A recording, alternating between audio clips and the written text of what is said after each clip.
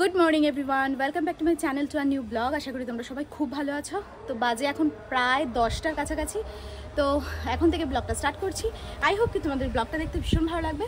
So চলো ব্লগটা start করা যাক। কালকে ছুটির দিনটা তো দারুণ কেটেছে, মানে দারুণ কেটেছে এই কারণে প্রত্যেকটা ছুটির দিনই একই রকম কাটে, বাট কালকেরটা খুব ভালো কেটেছে। এত দারুণ একটা বাংলা বই দেখে মানে মনটাই পুরো মানে এত খুশি হয়ে গেছে, মানে পুরো মানে যাতায়াতের খরচা বলো, টিকিট বলো, সব কিছু একদম সার্থক। মানে সুব্রত তো দারুণ লেগেছে, আমারও মানে ব্যাপক লেগেছে। প্রথম দিকটা আমার একটু কেমন একটা লাগছিল যে কি হবে কে জানে, কিন্তু কিছুক্ষণ পর থেকে ওয়াও, মানে জাস্ট চোখ ফেরানো যাচ্ছিল না, এত দারুণ মুভিটা। তোমরা যদি কেউ না দেখে থাকো, অযোগ্য অবশ্যই দেখো। তো যাই হোক, এখন স্নান টান করে নিয়েছি, স্নান টান করে চাটা তো খাওয়া হয়ে গেছে, এখন ব্রেকফাস্টটাও হয়ে গেছে। আজকে ব্রেকফাস্টে রেখেছি চাউমিন। তো একটু পরে রেডি সেডি হয়ে বেরোবো। আর এই প্রত্যেকটা নাইটির না একটা সমস্যা হয় আমার, এই জায়গাগুলো পুরো সেলাই খুলে যায়। এটারও এখন দেখছি এখানে সেলাইটা খোলা, এই সেলাইটা আবার করতে হবে এখন। তো মাকে দিয়ে যাব, মা করে দেবে। আর এদিকে তো আবার সামনে রথযাত্রা, মানে সামনে কি একদিন বাদেই রথযাত্রা। তো আজকে তো জামা কাপড়গুলো কিনতে যেতেই হবে। তো রেডি সেডি হয়ে এখন যাব জগন্নাথের জামা কাপড়গুলো কিনতে। এদিকে শিপ্রা বাড়ির থেকে পুরো ওদের টাটকা পুঁই শাক নিয়ে এসেছে। আজকে হবে পুঁই শাক দিয়ে চিংড়ি মাছ দিয়ে, এই যে পুঁই শাক কেটে কুটেই এনেছে একদম। পুঁই শাক দিয়ে চিংড়ি মাছ দিয়ে হবে, আর হবে ট্যাংরা মাছের ঝাল। আর এদিকে বসেছে মুসুরির ডাল। এই আজকে চাউমিন টিফিনে সবটা খাইনি, পুরোটা খেলে না কেন? আজকে নাকি ভালো লাগছে না। আর এই চাউমিনটা না, আমরা আজকে পান্ডা চাও খাইনি। এই চাউমিনটা জানি কেমন, খুব একটা না, পান্ডা চাও বেশি ভালো। তাই এটা রেখে দিই, পরে খাওয়া যাবে।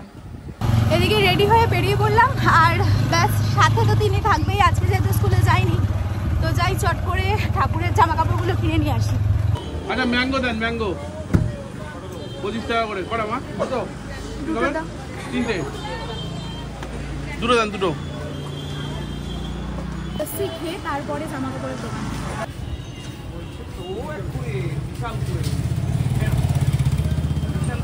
সুপার, দারুন দারুন। 700 প্লেন লস্যি এটা। আচ্ছা। আর রানাঘাটের এই নতুন দোকান, মানে ঠাকুরেরই জিনিসপত্র যেখানে পাওয়া যায়, বিশেষ করে জগন্নাথ দেবের ড্রেস। এখান থেকে ড্রেস নেওয়ার আমার অনেক দিন ধরেই ইচ্ছা ছিল। তো এখান থেকেই ড্রেসগুলো তো নিলাম, সাথে পাগড়িও নিয়েছি, খুব সুন্দর সুন্দর দুটো পাগড়ি। তবে জগন্নাথ দেবের রাজবেশটা কিন্তু আমার দারুণ লেগেছে। আর রাজবেশ দেখতে দেখতে চোখ গেল এই গোপালের দিকে। দেখো এত সুন্দর আর এত বড় গোপাল, ড্রেস পরে এত দারুণ লাগছিল, আর মুখটা যে কি সুন্দর কি বলবো। আর দোকানের মধ্যে যদি জিনিসপত্র সবকটাই সুন্দর হয় না, তখন খুব চাপে পড়ে যায় ক্রেতারা, কারণ প্রত্যেকটাই তো সুন্দর, কোনটা ছেড়ে কোনটা নেব। এদিকে ড্রেসগুলোর মধ্যে এটা ব্লু কালার, পিঙ্ক কালার আর এই অরেঞ্জ কালার, এই তিনটে নিলাম। আর দুটো পাগড়ি, একটা জগন্নাথের একটা বলরামের, এই যে বলরামের ড্রেসের সাথে ম্যাচ করে, আর এটারও ড্রেসের সাথে ম্যাচ করে। কেমন লাগছে জানিও কিন্তু অবশ্যই। শুধু সুভদ্রার এখনও নেওয়া হয়নি, আর হারটারগুলো পরে নেব। তো সব পছন্দসই জিনিসপত্রগুলো নিয়ে নিলাম। শুধু বাকি রইল বলরামের, সুভদ্রার মানে টোকরটা বাকি রয়েছে, আর দু একটা হাড়ের সেট বাকি রয়েছে। তো সেগুলো পাড়াডাঙ্গা থেকেই নিয়ে নেবো, মানে আমাদের এলাকার থেকেই নিয়ে নেবো। আর এই দোকানের ভেতরে ঠাকুরগুলো কি ভালো লাগছে দেখতে, দারুণ লাগছে দেখতে। আর পুরো প্যাকড আপ মালপত্র। আর রাধাকৃষ্ণটা দেখো কি সুন্দর।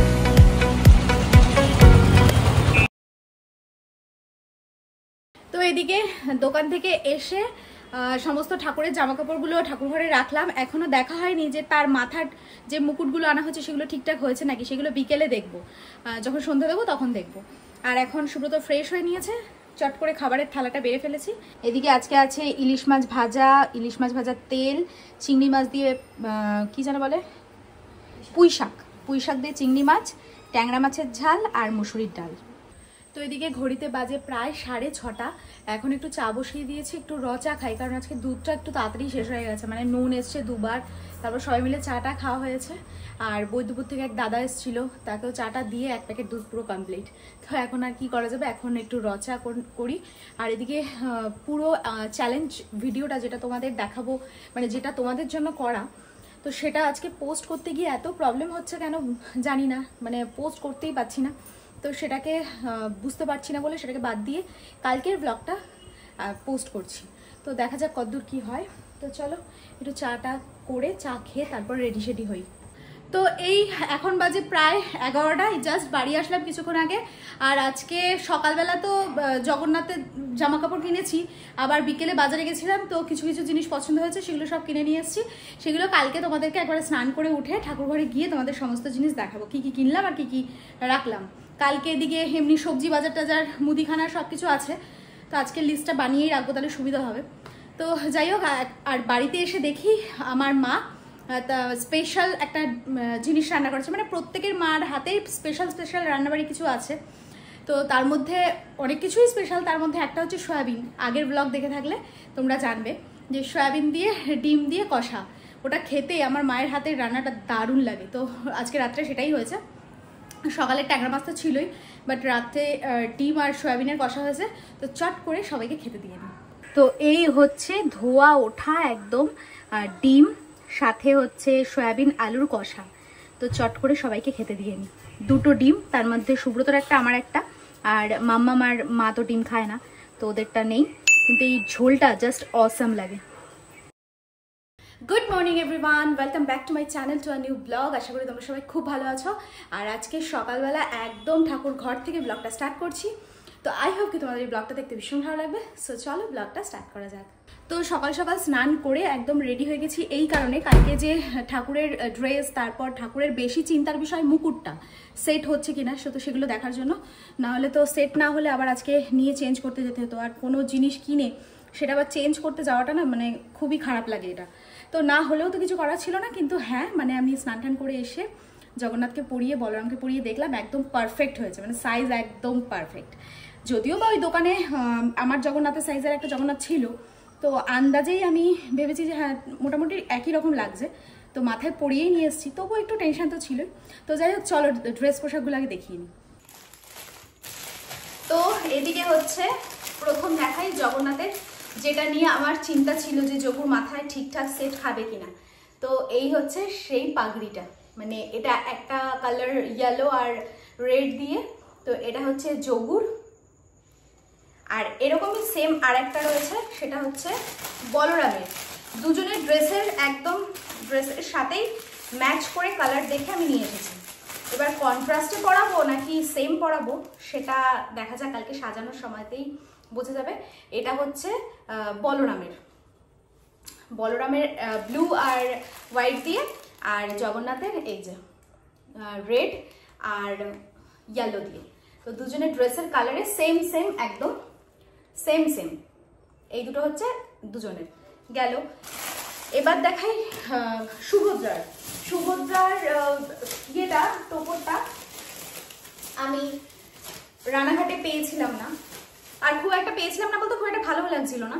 তো এরকম টাইপের, এটা পেছনে যেহেতু সুভদ্রার মাথাটা তো একটু ছোট, তো ওটার রিস্ক নিয়ে নিই, মানে গোল টাইপের কিছু আনিনি। স্কেচার আছে পেছনে, স্কেচার দিয়ে একদম বেঁধে দেওয়া যাবে, আর বেন্ডও করা যাবে, এটা পুরো একদম বেন্ড হয়ে যাবে মাথার সাইজে। তো এটা হচ্ছে সুভদ্রা মহারানী, ঠিক আছে। এই একটা গেল, 3টে।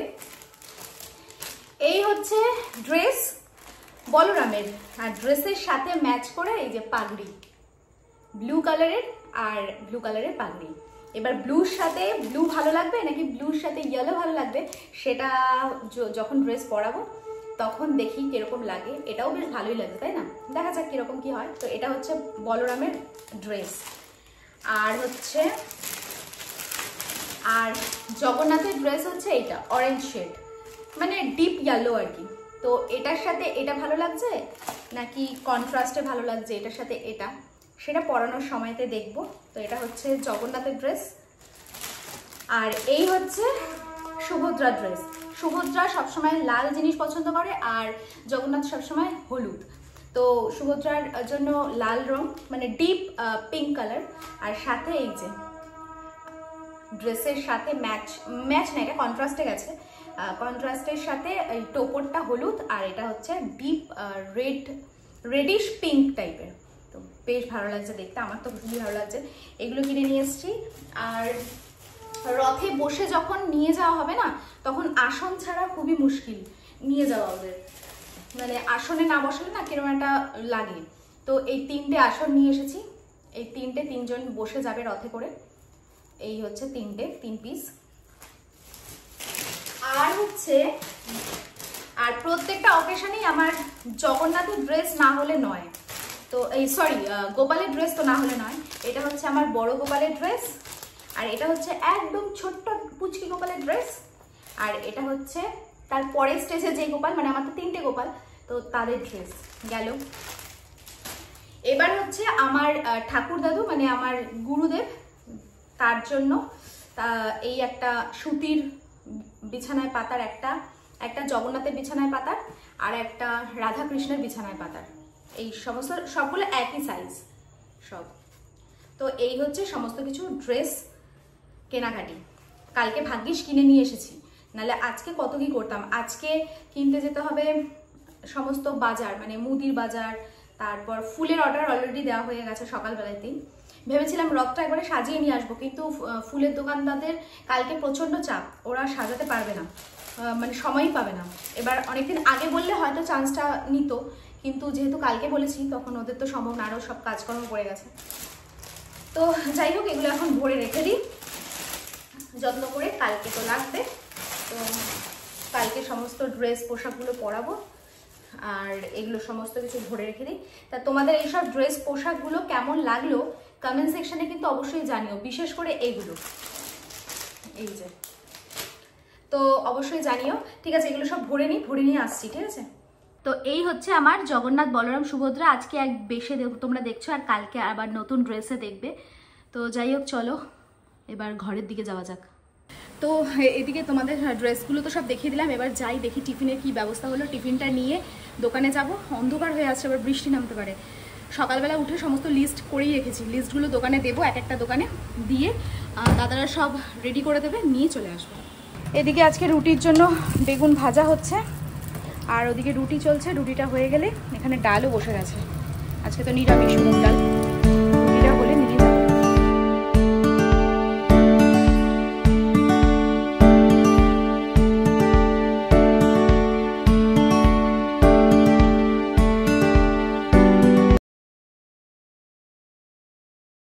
এদিকে আকাশ দেখে মনে হচ্ছে বৃষ্টি আসবে একটু পরেই, পুরো মেঘলা আকাশ।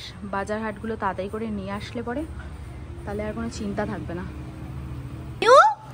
নিউর কোনো চিন্তা আছে? কালকে যে পুজো, বাড়িতে বাজার করতে হবে, কোনো চিন্তা আছে? ওর কোনো চিন্তা আছে? কোনো চিন্তা আছে? খালি লোক দেখছে আর হা করে তাকিয়ে আছে, হা।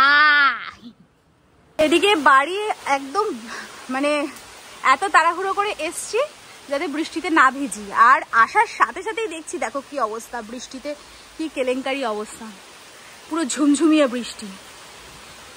এদিকে মাম্মাম পড়তে গেছে, এখনো আসেনি। এখন ফোন করলাম, অর্ধেক রাস্তা চলে এসছে, বাট এত বৃষ্টি হচ্ছে তো ওর জন্যই চিন্তা হচ্ছে, ছাতা নিয়ে আবার এগোতে হবে আমাকে সামনে। আর এর মধ্যে আরেক ঘটনা ঘটেছে। এর মধ্যে দোকানে ছিলাম, মা ফোন করেছে যে লাটু ছোট নিয়েও 3 জনেই একসাথে বেরিয়ে গেছে। ভাগ্যিস তখন বৃষ্টি হচ্ছিল না, নাহলে সব কটা ভিজে যেত, এসে আবার ওদেরকে মুছিয়ে টুচিয়ে সব পরিষ্কার করতে হতো। বেরিয়েছে, ভাগ্যি ভালো বাইরের গেটটা দেওয়া ছিল, একদম রাস্তায় চলে যেতে পারিনি, বাড়ির বাউন্ডারির মধ্যেই ছিল।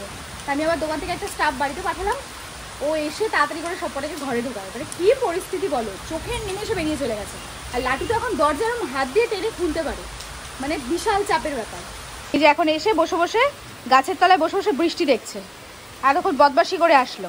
নিও নিও, খাবে চলো, চলো খাবে, চলো খাবে, চলো চলো।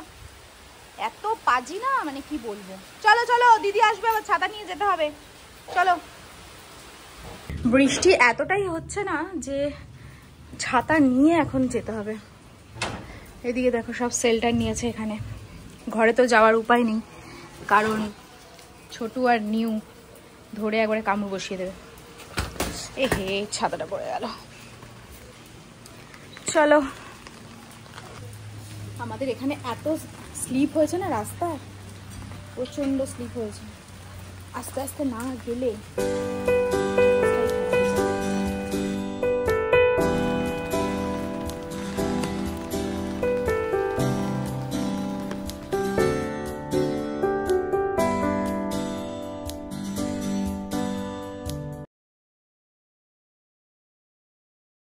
সবাই মিলে দেখছে গো। সবাই মিলে দেখছে, সবাই মিলে দেখছে। এদিকে সুব্রতকে খেতে দিয়ে দিয়েছি, আর মাম্মামেরও স্নান টান তো হয়ে গেছে, তো চট করে ওকেও খেতে দিয়ে দিই। এদিকে এখন প্রায় বাজে 6:30, আর 6:30টার মধ্যে রেডি হলাম। কালকে পুজো, আজকে সকালে তো কিছু বাজার করেই রেখেছি, আর যা যা যাবতীয় আর এক্সট্রা যা যা লাগবে আর কি, তো সেগুলো ভাবলাম বিকেলে সব কিছু রেডি করে একবারে ঠাকুর ঘরে সব রেডি করব।